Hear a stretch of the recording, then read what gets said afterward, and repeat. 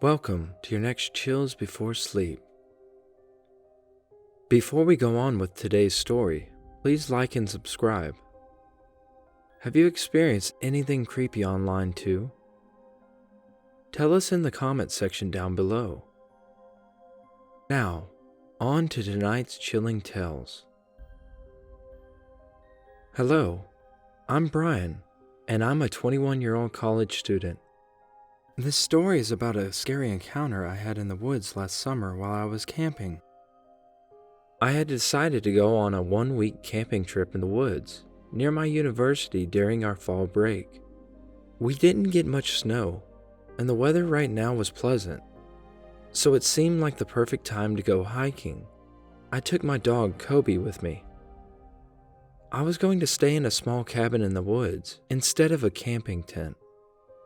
During this time, I was also talking to a girl called Larissa that I had met online on Instagram. She was 19 and a sophomore in college, but we couldn't meet because we lived 2 states away from each other. We had been talking for over 4 months, and I had asked her if I could come visit her during my fall break. She declined my offer because she had to take care of her sick mother. I understood her dilemma, and she promised to meet up next year. I told Larissa everything. I even told her about my plans of going camping alone in the fall.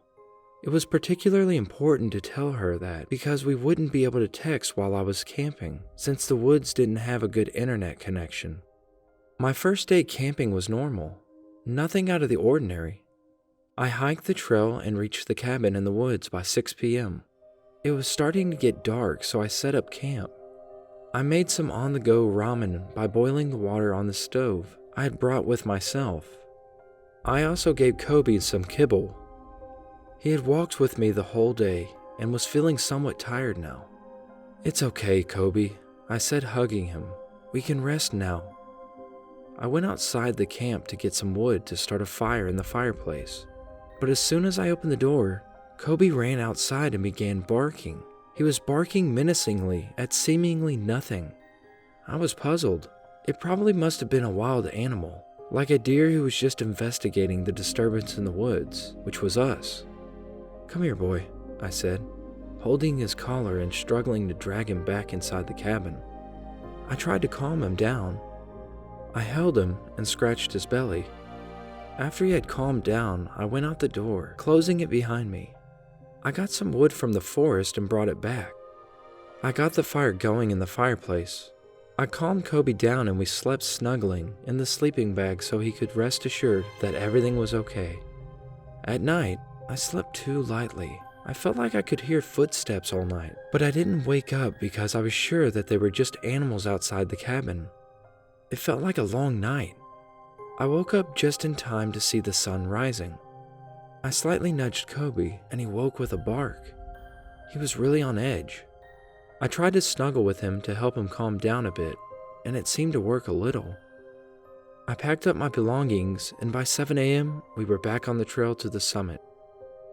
Kobe and I walked along the trail for a long while without a break, but he was not the fun-loving, goofy dog that I knew. He seemed alert and scared.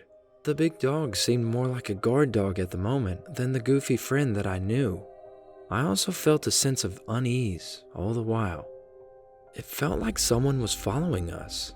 I tried to shake off that feeling, writing it off as just nerves. I was trying to have as much fun as I could. I was taking pictures of every flower or every animal I could see, all to send Larissa because she said she loved nature. After a lot of walking, Kobe and I reached the summit. I was overjoyed. I knelt down to Kobe's level and ruffled his fur. I patted his head and said, "Kobe, buddy, we made it." He seemed to understand my excitement, and he licked my face to show it. We settled down there for a bit to eat something and to just take in the beautiful scenery. I gave Kobe some of his favorite dog treats. I forgot the uneasiness of the trail and just sat there, feeling very much in the moment, and thoroughly enjoyed myself. I even took some pictures of the summit and even took pictures of me and Kobe on the summit. But I still had a growing pit in my stomach because I had to go back to the cabin through the same trail. After staying at the summit for a while, We had to go back down the trail to make it to the cabin again in time. During the hike back to the trail, I once again felt irrationally scared and uneasy. It didn't help that Kobe seemed alert too, baring his teeth and growling at nothing. I kept a death grip on Kobe's leash because I didn't want him to go chasing after whatever he was growling at. I tried to calm myself and Kobe down by even singing a song, but I stopped after it felt like someone was singing it faintly with me. I picked up my pace and somehow reached the cabin before the sun started to go down. Inside the cabin, I was scared out of my mind. Something was out there, and it was toying with me. Kobe couldn't stop barking and snarling at the door. I tried to calm him down again, but it didn't work this time. Suddenly, I started hearing someone's voice from the outside of the cabin. "Come out, honey bun. Come out, darling," said the voice on the other end. I recognized these nicknames, but I couldn't place it. I could no longer control Kobe. He charged out of the room, and I heard someone shout out in pain. I gathered the courage to walk outside the door. I had no weapon with me except for a can opener. I grabbed it and walked outside the door. The scene outside was horrifying. There was a large old man outside, about 6'2", with big muscles and a big knife in his hand. Kobe was viciously biting the man's leg while the man was trying to stab him, but couldn't move due to the pain. We had to get out of here. I lifted Kobe up and ran. All my belongings were left inside the cabin, including my phone. But all that I cared about at the moment was saving Kobe and myself. I ran randomly inside of the forest, hoping the man was injured enough to not be able to chase me. I think I ran for an hour without stopping. I eventually ran into some people camping, and I begged them for help. It was a father-son duo. As soon as I frantically told them what was happening, they got their gun and their satellite phone out. They called the police and loaded the gun to fend off any psycho man with big knives that may come limping down the trail. Thankfully, none did.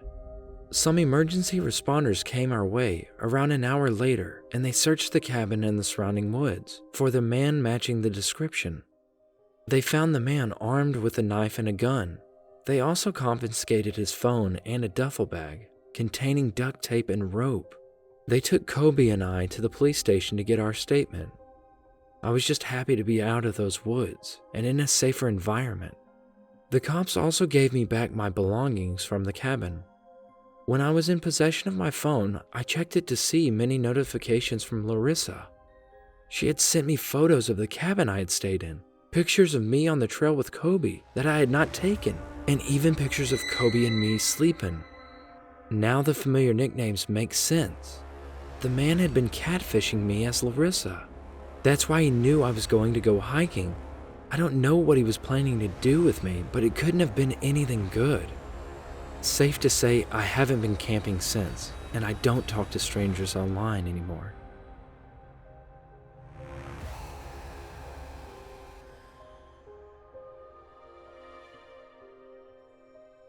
I'm Adriana, and I'm a 16-year-old high school student. I get good grades, I'm on the volleyball team, and I would say I am one of the more popular girls in high school. I think it may have something to do with me being conventionally attractive, with blue eyes, blonde hair, and a height of 5'7". I was dating Wyatt at the time. He was a junior in high school and on the football team. We had a good relationship, and he was surprisingly mature for his age. One night I got a surprise text from Wyatt on Facebook. He was supposed to be in late football practice, so I wasn't really expecting to hear from him. "Hey beautiful, I see you in the halls all the time. You're so pretty." Had it been some random weirdo texting me, I would have blocked him, but it was Wyatt. "Well, mister, you're not too bad looking yourself." I like the banter with Wyatt every time. "Are you home alone tonight?" texted Wyatt. "Well, yes. It's a shame you have football practice late today, though." "Well, I could come over," chimed the text. I was confused for a while. How could he come over? He was a star player, and he hadn't become that good by skipping practice. "Oh, but what about football practice?" I said. "I don't have football practice, silly." and I would do anything to come over, to sleep in your bed, to touch your pretty skin. I was getting creeped out. Who talks like that? He was making me very uncomfortable. Well, I'm tired, so please don't come over tonight, I said, hoping to end the conversation. Look out, I'm already here. I was equal parts confused and horrified. I looked outside my window and saw my school janitor creepily standing on the school lawn and waving at me. I was petrified. I stepped back from the window as I heard the sound of glass breaking downstairs. I let out a little scream, and I ran to the kitchen to arm myself. I ran to my kitchen and picked up a big knife. I turned around to see the janitor standing in my living room. "Don't come near me," I yelled as harshly as I could.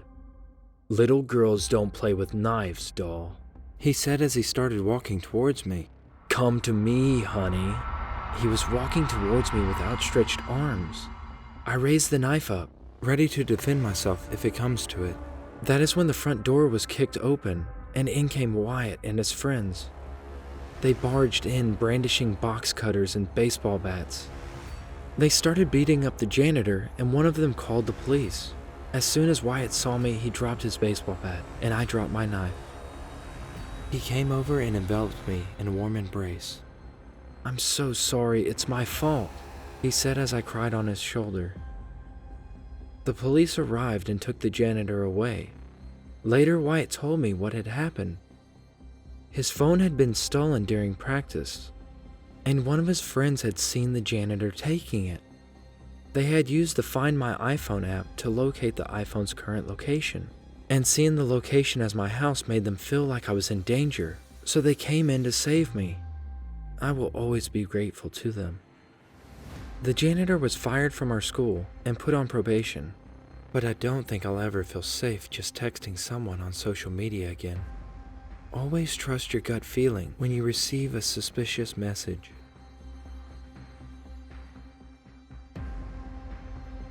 Thank you for watching this video. Have you experienced a similar situation or another scary experience? Don't hesitate to submit your story by email or in the comments section down below. Ready for your next Chills Before Sleep? Make sure you hit the like button and subscribe for us to provide you with more scary stories. Let us know what you think, and don't forget to enable all notifications. Be the first one to get the chills.